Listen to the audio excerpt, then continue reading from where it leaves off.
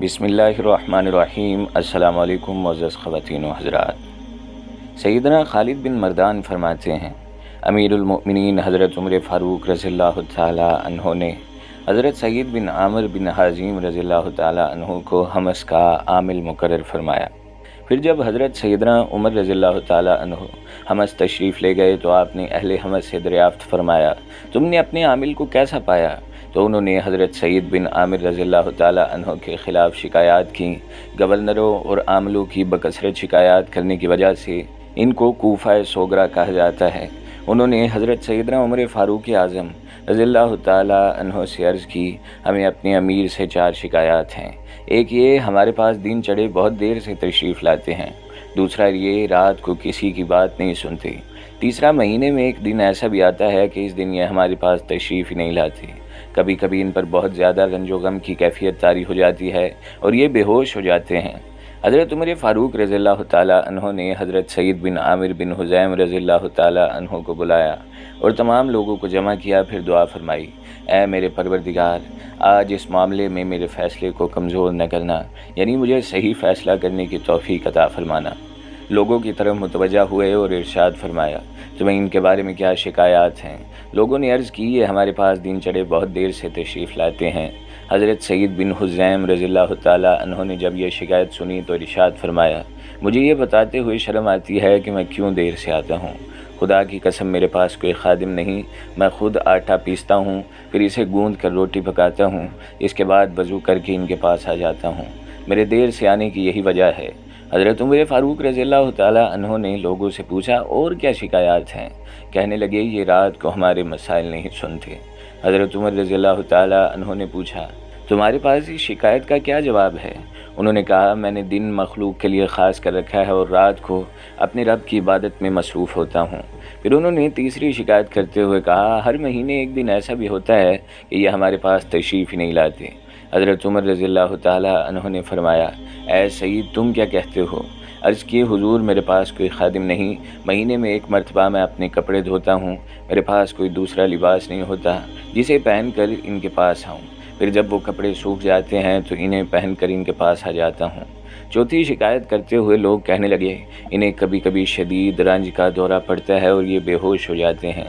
حضرت عمر رضی اللہ تعالی عنہ نے فرمایا، اے سعید، اس شکایت کا جواب دو۔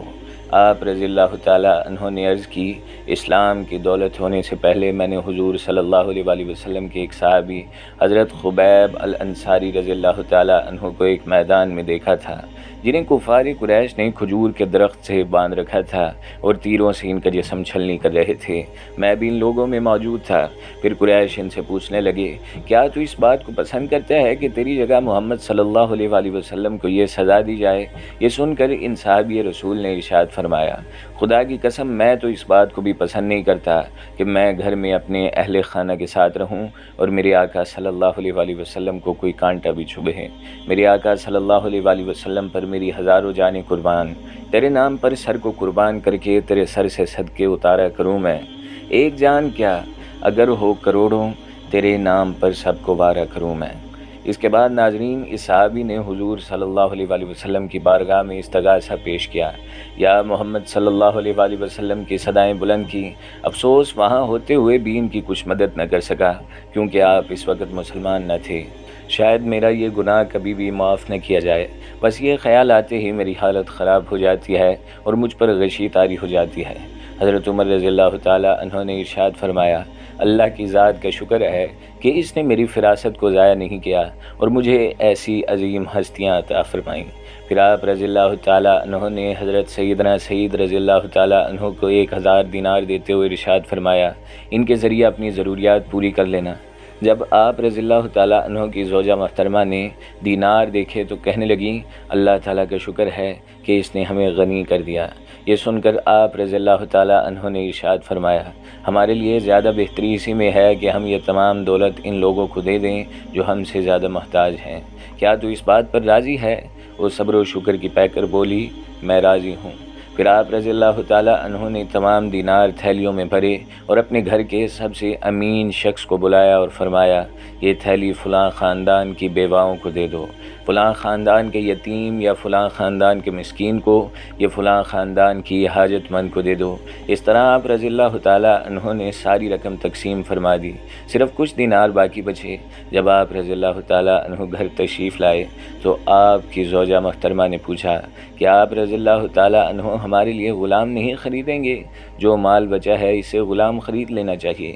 آپ رضی اللہ تعالیٰ عنہ نے فرمایا اگر ہم سے زیادہ کوئی محتاج آ گیا تو ہم یہ مال اس کو دے دیں گے۔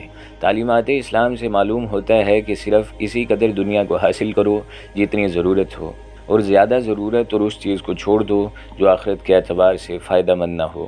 ایسی اشیاء سے پرہیز کرو جس میں تمہارے دین کا کوئی نقصان ہو، اور اس دنیا سے بھی بے پرواہی اختیار کرو جس میں لوگوں کے مابین لین دین ہوتا ہے، اور جب تمہارے اور کسی دوسرے کے درمیان کوئی حق ہو یا کوئی معاہدہ طے پائے تو ایسا رویہ اختیار کرو جیسا کہ حدیث میں آیا ہے کہ اللہ کی رحمت ہو اس شخص پر جو جب بھیجتا ہے تو کشادگی سے معاملہ کرتا ہے، اور جب خریدتا ہے تو کشادگی سے معاملہ کرتا ہے، اور جب ادائیگی کرتا ہے تو کشادگی سے کرتا ہے، اور جب ادائیگی کا تقاضا کرتا ہے تو تب بھی کشادگی اپناتا ہے۔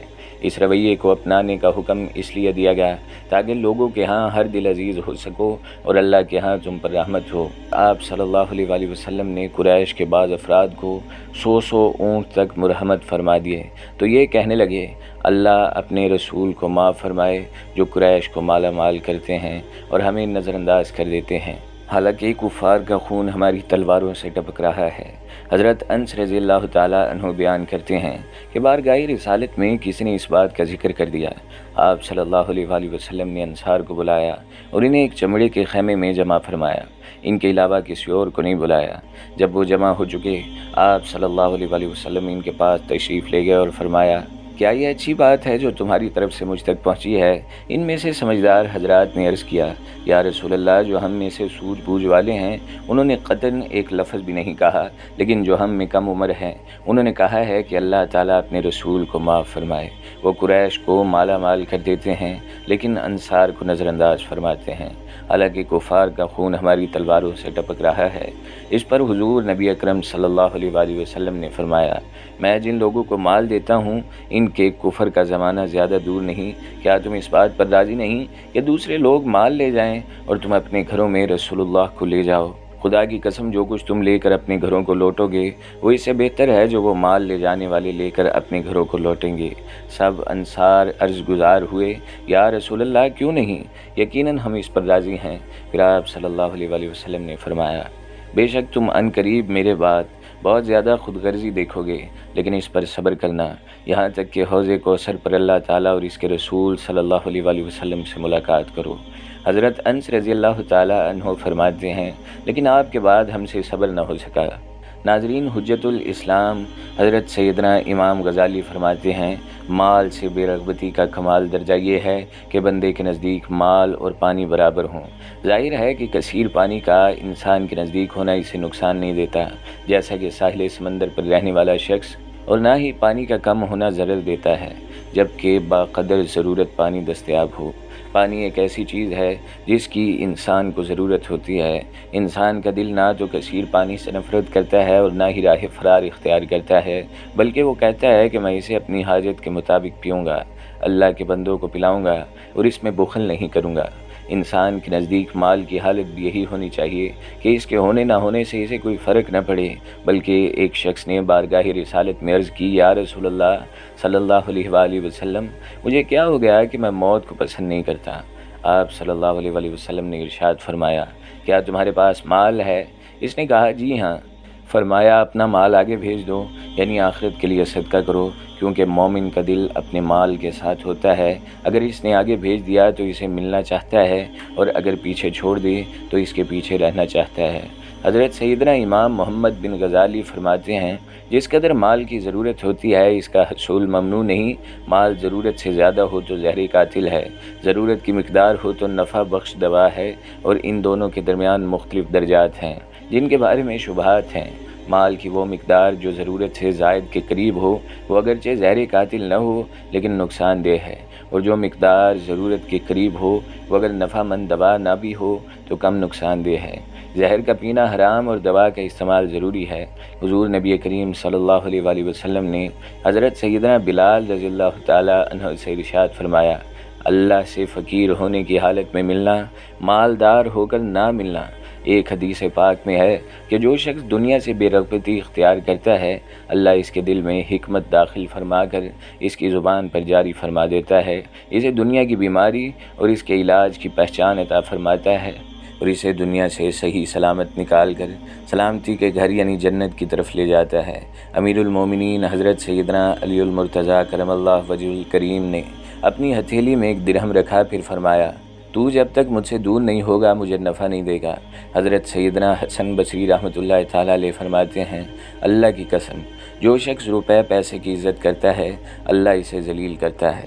حضرت سیدنا سمیت رضی اللہ تعالیٰ عنہ فرماتے ہیں، درہم اور دینار منافقوں کی لگامیں ہیں، وہ ان کے ذریعے دوزخ کی طرف کھینچے جائیں گے۔ مال سے بے رغبتی حضور خاتم النبیین رحمۃ اللہ العالمین صلی اللہ علیہ وآلہ وسلم کا طریقہ ہے۔ حضرت سیدنا ابو امامہ رضی اللہ تعالیٰ عنہ سے روایت ہے کہ رسول اللہ صلی اللہ تعالیٰ علیہ وآلہ وسلم نے ارشاد فرمایا، مجھے میرے رب نے اس بات کی پیشکش کی ہے کہ وہ میرے لیے وادی مکہ کو سونے کا بنا دے، لیکن میں نے عرض کی کہ اے میرے رب عز و جل، میں تو یہ چاہتا ہوں کہ میں ایک دن بھوکا رہوں اور ایک دن کھانا کھاؤں۔ جس دن بھوکا رہوں اس دن تیری بارگاہ میں دعا کروں، اور جس دن کھانا کھاؤں اس دن تیری حمد و ثنا اور شکر بجا لاؤں۔ دنیاوی مال کی ہر مومن کے لیے بہت ہی خطرناک ہے، اگر اس کی روک تھام نہ کی جائے تو بسا اوقات یہ دنیاوی بربادیوں کے ساتھ ساتھ اخروی ہلاکتوں کی طرف بھی لے جاتی ہے، لہٰذا اسے ختم کر کے مال سے بے رغبتی اور زہد اختیار کیجیے۔ دعا ہے کہ اللہ تعالی ہمیں دنیا سے بے رغبتی اختیار کرنے کی توفیق عطا فرمائے، آمین یا رب العالمین۔